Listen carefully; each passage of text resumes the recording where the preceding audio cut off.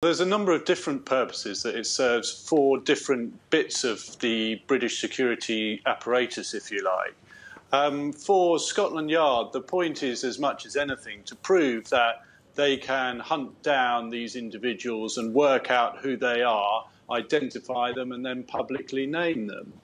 For the prosecutors, they want to make the point that, they want to register that these individuals are now wanted. And in some kind of way, they're saying, look, we don't think that President Putin will be there forever. And when he goes, we want these guys. And then for the security apparatus itself, it wants to send a global message, if you like, saying that we know who these individuals are and they are Russian and they have been sent by the state. Now, of course, the Russians have responded. Their line on all of this is that there's still no proof. I mean, from what you've seen, how good is that case? How good is the Russian case or how good is the British case? The Russian case. Russian case. The Russian case to say there is no proof is extremely weak. I mean, once again, they've come to the UK with one of their specialist killing tools for poisoning dissidents.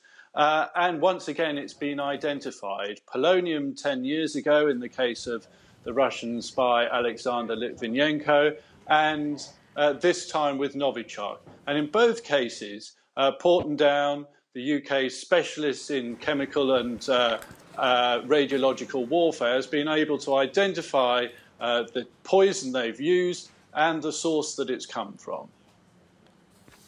Of course, there might be a political motive to all of this too. I mean, Britain expelled 23 diplomats after the Skripal poisoning. Could that be a factor in why Theresa May is coming out so strongly with this?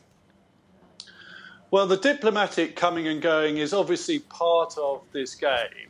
I mean, I call it a game, but it's proved deadly in at least one of these cases. But it is a game of global influence, and the UK is trying to say to people, look, we have individuals who work with us inside Russia. We help provide information and insight into what goes on in Russia, and we want the rest of the West to back us because we have proof that they are trying to attack those sources.